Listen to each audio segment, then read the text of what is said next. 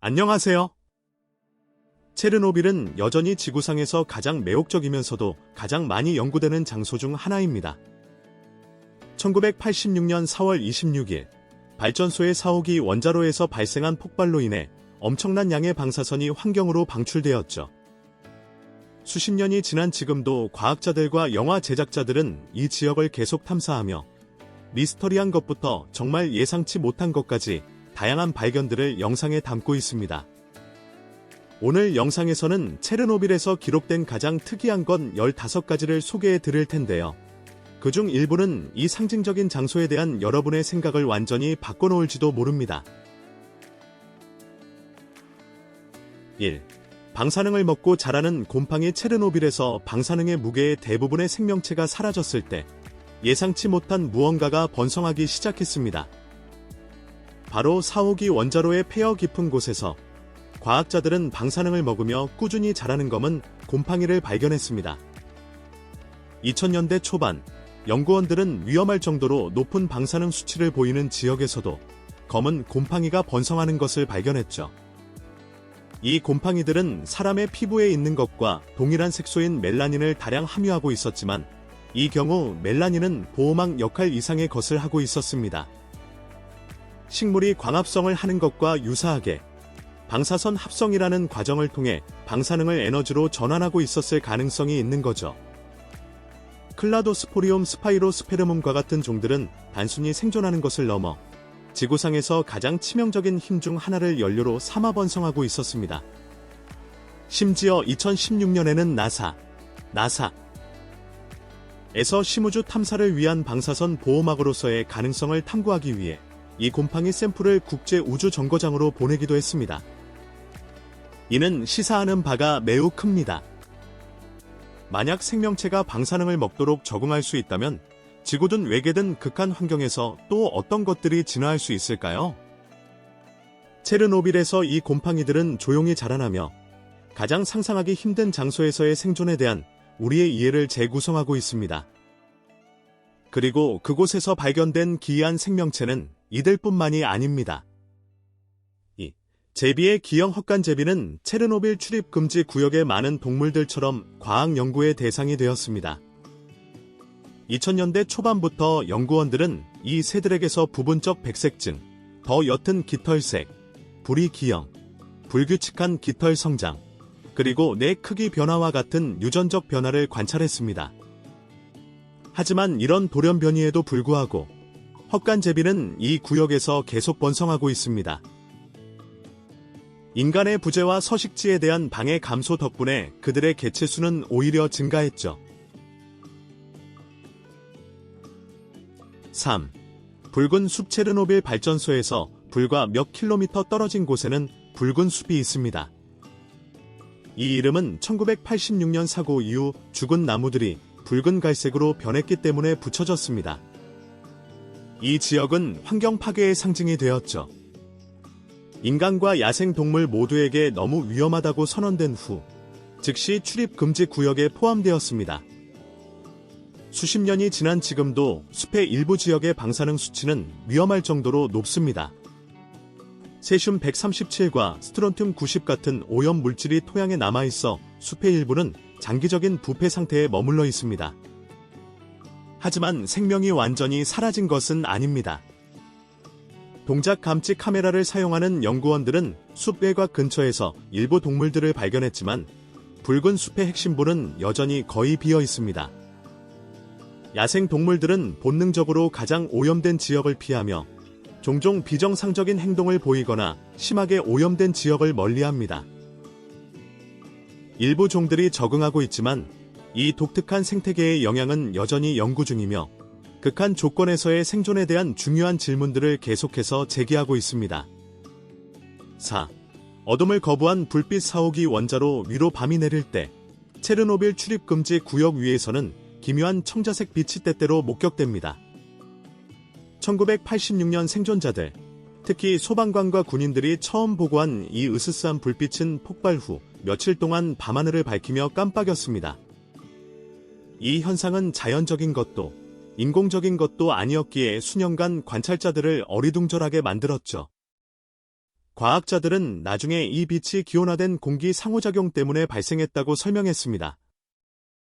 고에너지 방사선이 공기 분자에서 전자를 쳐내면 빛을 방출하는 하전 입자가 생성되고 이들이 재결합하면서 빛을 내는 것입니다. 체렌코프 방사선으로 알려진 이 빛은 원자로 내부나 우주와 같은 다른 고방사선 환경에서도 발생합니다. 지금은 그 빈도가 줄었지만 여전히 4호기 원자로 위에서 이 푸른 빛이 가끔 목격되는데 이는 낮은 수준의 방사선이 아직도 새어나오고 있을 수 있음을 시사합니다.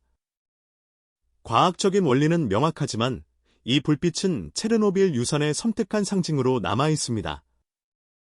사고의 영향이 수십 년이 지난 지금도 조용히 그리고 눈에 띄게 계속되고 있다는 으스스한 증거인 셈이죠. 5. 잊혀진 축구 경기장 1986년 사고 이전 아반하르드 경기장은 우크라이나에 주목할 만한 축구팀 중 하나의 홈구장이었습니다.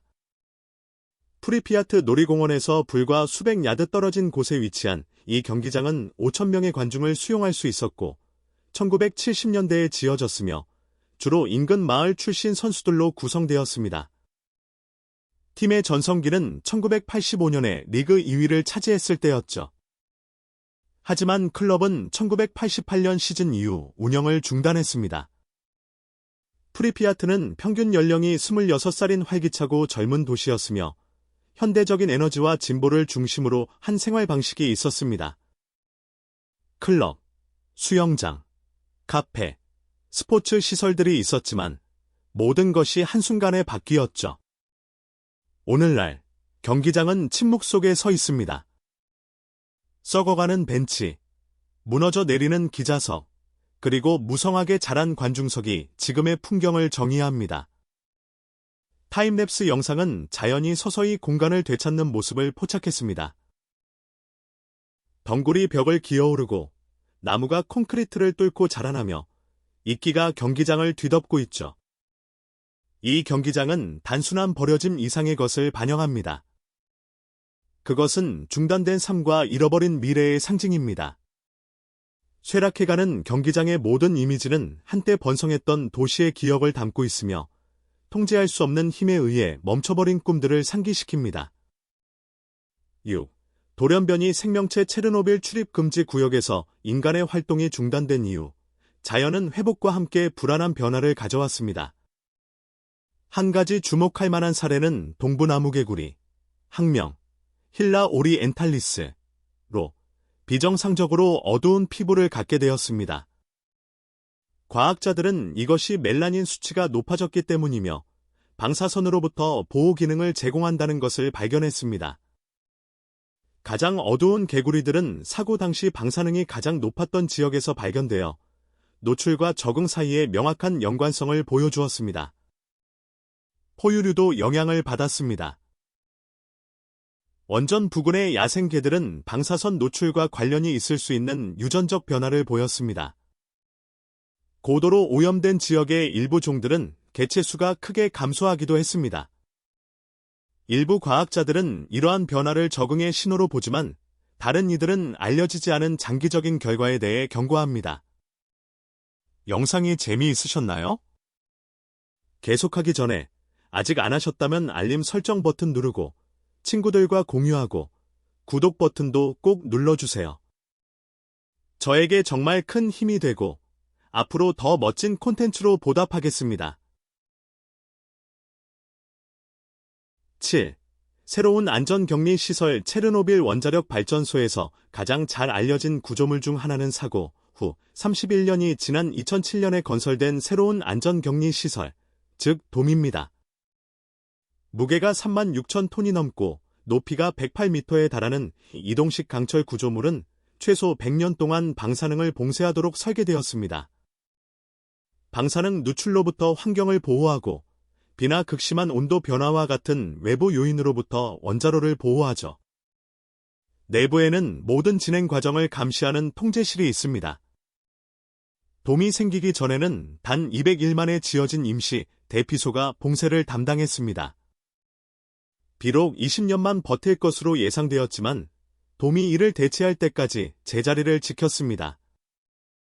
오늘날 돔은 중요한 안전 역할을 할 뿐만 아니라 이 장소의 역사를 이해하고자 하는 방문객들을 끌어들이고 있습니다. 돔의 영상은 그 엄청난 규모와 복잡성을 보여줍니다. 그 아래에는 여전히 방사능을 내뿜고 여전히 위험한 사옥이 원자로의 잔해가 놓여 있습니다. 내부의 카메라는 녹아내린 해결료와 잔해를 기록하며 1986년 사고의 심장부, 그 결과가 여전히 펼쳐지고 있는 곳을 드물게 엿볼 수 있게 해줍니다. 8. 소름 끼치는 매기 체르노빌 출입 금지 구역에 머리가 둘 달린 늑대나 거대한 뱀이 있다는 이야기가 종종 돌지만 가장 잘 알려진 생물 중 하나는 원전 냉각 연못의 거대한 메기입니다. 이 물고기들은 엄청나게 크지만 돌연변이는 아닙니다. 그들의 크기는 포식자가 없고 관광객들이 정기적으로 먹이를 주기 때문으로 설명됩니다. 한때 원자로의 온도를 조절하는 데 사용되었던 냉각 연못은 이제 방사능 오염에도 불구하고 물고기와 다른 수중 생물들이 번성하는 저수지 역할을 합니다. 1986년 사고 이후 방사능에 오염된 물이 연못으로 펌핑되어 생태계가 방사선에 노출되었습니다. 30여 년이 지나 발전소는 폐쇄되었지만 냉각 연못은 그대로 남아 있습니다. 그곳에 사는 메기들은 방사능에 오염된 것으로 간주되지만 연구에서 돌연변이는 확인되지 않았습니다. 그들의 소름 끼치는 존재감은 일부가 길이 6피트, 약 1.8m, 가 넘는 거대한 크기와 대담한 행동에서 비롯됩니다. 수중 카메라는 그들이 오염된 물속을 차분하게 헤엄치며 종종 장비에 주저없이 다가오는 모습을 기록했습니다. 이 메기들은 고립되고 방사능에 오염된 생태계의 최상위 포식자가 되었습니다. 그들의 크기는 유전적 변화가 아닌 유리한 조건의 결과입니다. 하지만 그들의 생존과 성장은 생명체가 극한 환경에 어떻게 적응하는지, 그리고 역사상 최악의 원자력 사고, 그늘 아래에서 다른 어떤 종들이 조용히 진화하며 비슷한 변화를 겪고 있을지에 대한 중요한 질문을 제기합니다. 9. 체르노빌의 그림자. 아트 프로젝트 체르노빌 출입 금지 구역의 주민들은 스웨덴에서 높은 방사능 수치가 감지된 후에야 사고의 진실을 알게 되었고, 이로 인해 소련 당국은 공식 발표를 할 수밖에 없었습니다. 오늘날 체르노빌과 프리피아트는 다크 투어리즘뿐만 아니라 예술가들도 끌어들입니다. 그중 하나인 체르노빌의 그림자 프로젝트는 버려진 건물에 그려진 으스스한 실루엣들을 특징으로 합니다. 전 세계 예술가들이 불법적으로 제작한 이 프로젝트의 목표는 강력한 시각적 스토리텔링을 통해 텅 빈 도시의 생명을 불어넣는 것이었습니다. 이 예술 작품들은 통일된 개념을 따릅니다. 마지막 순간에 멈춰버린 사람들의 그림자. 더는 작동하지 않는 엘리베이터에 손을 뻗는 아이, 원자로를 향해 응시하는 어머니 등 각 작품은 삶과 집을 잃은 상실감을 되새깁니다. 공식적으로 허가받지는 않았지만 이 프로젝트는 감성적인 깊이로 주목을 받았습니다. 의견은 여전히 분분합니다. 어떤 이들은 가슴 아픈 추모 작품이라고 칭찬하는 반면 다른 이들은 부적절하거나 무례하다고 봅니다. 하지만 카메라가 무너져 내리는 벽을 배경으로 이 실루엣들을 포착할 때 그것들은 기억과 쇠락, 예술과 상실 사이의 긴장감을 부각시키며 통계 수치로는 결코 전달할 수 없는 방식으로 사고의 인적 비용을 시청자에게 상기시킵니다. 여러분은 체르노빌의 그림자 아트 프로젝트가 피해자들을 위한 의미 있는 추모라고 생각하시나요? 아니면 이런 버려진 공간은 그대로 두어야 한다고 생각하시나요? 댓글로 여러분의 생각을 알려주세요. 10. 잠들지 않는 원자로 4호기 원자로를 덮고 있는 강철 돔 아래에서 과학자들은 2021년에 불안한 무언가를 감지했습니다. 1986년 이후 봉쇄된 305, 2호실의 방사선 센서가 중성자 방출량 증가를 기록하기 시작한 것입니다. 이는 잔해 깊은 곳에서 핵반응이 다시 시작될 수 있다는 신호였죠. 그 원인은 코륨으로 보이는데 이는 해결료가 녹아내릴 때 모래, 강철, 콘크리트와 섞여 형성된 고체 덩어리입니다. 반응은 약하지만 그 증가는 꾸준해서 우려를 낳고 있습니다. 305-2호실은 접근이 거의 불가능합니다.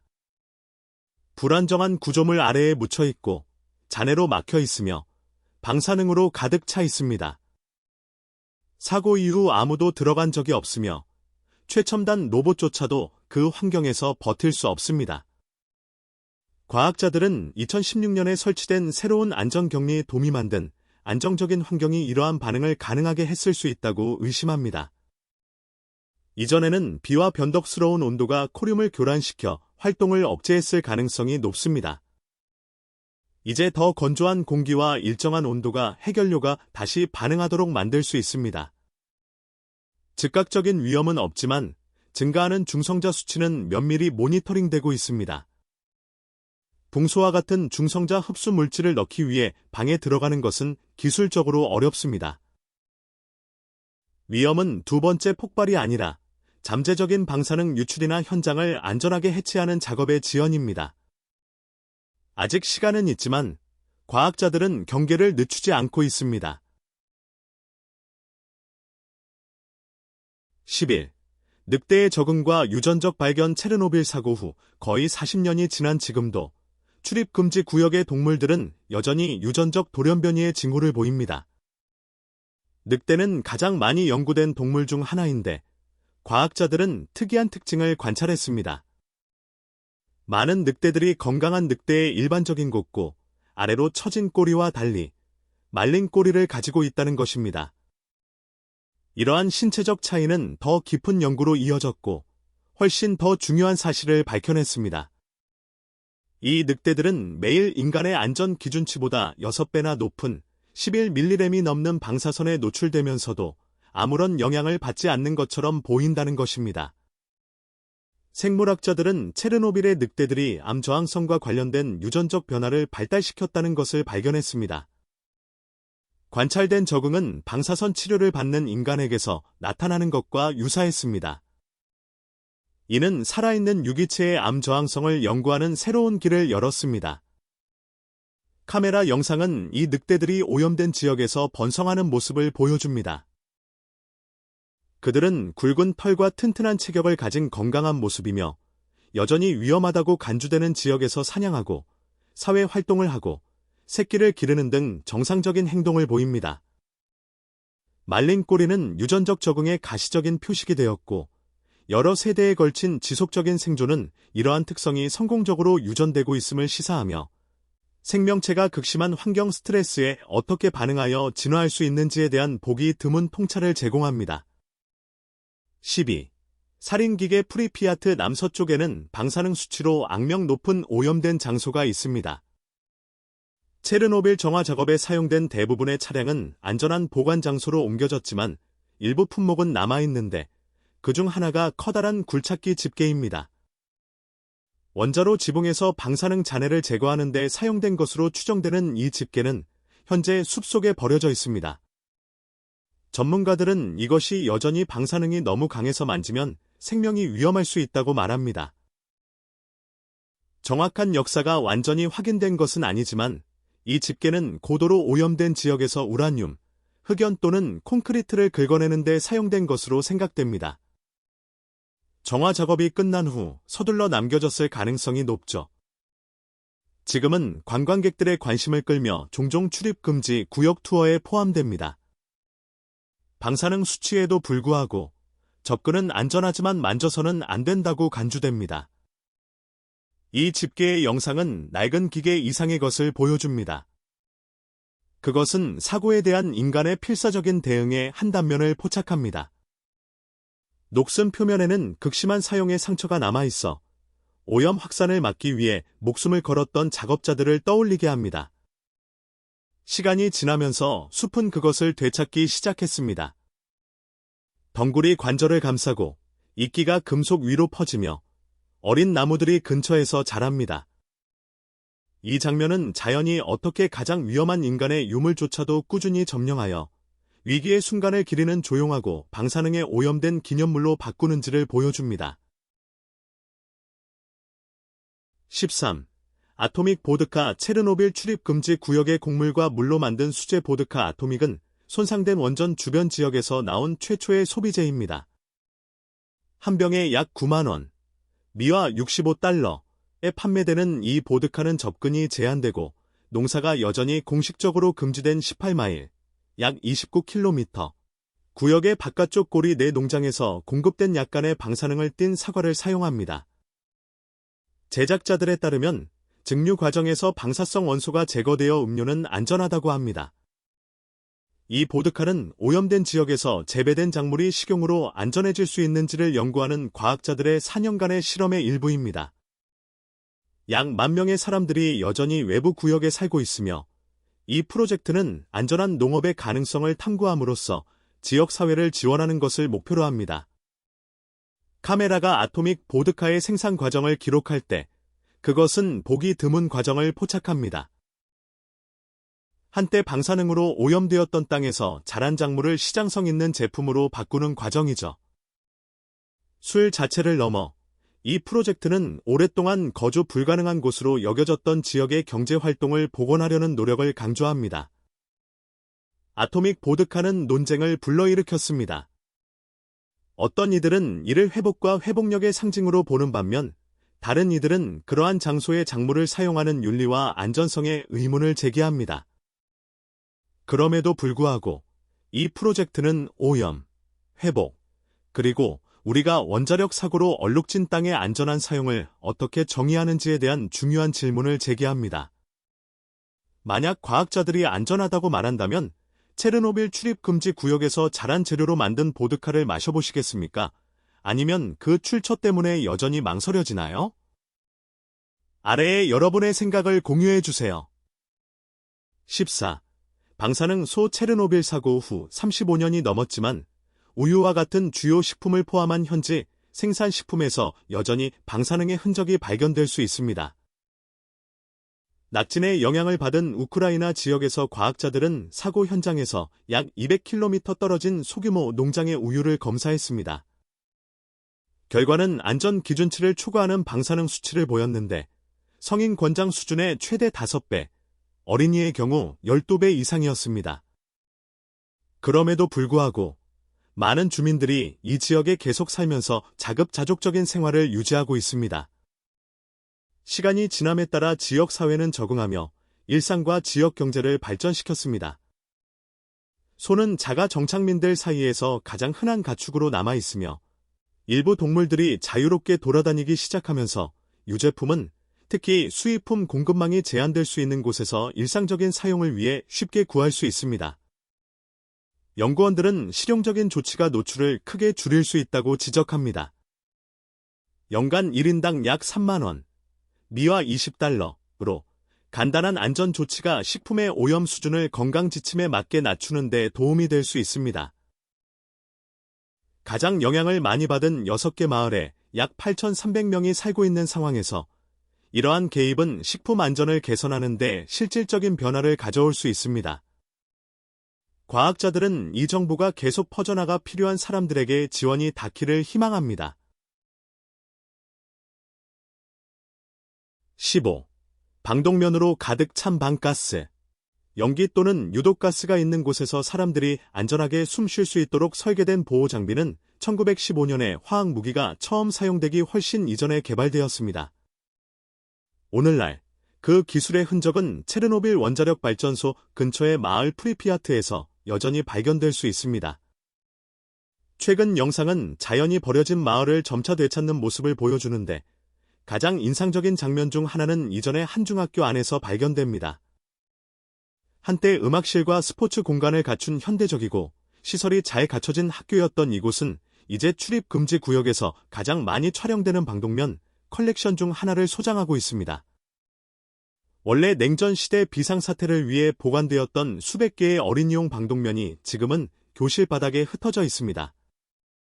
이 방독면들은 핵, 생물학적 또는 화학적 위협으로부터 아이들을 보호하기 위한 것이었으며 이러한 대비는 1986년 사고 이후 며칠 동안 매우 중요해졌습니다. 마을의 실내 수영장 옆에 위치한 이 학교는 이 지역에 있던 5개의 중등 교육기관 중 하나였습니다. 오늘날 이곳은 한때 어린이집이었던 곳에 남겨진 방독면과 거주와 함께 침묵 속에 서 있습니다.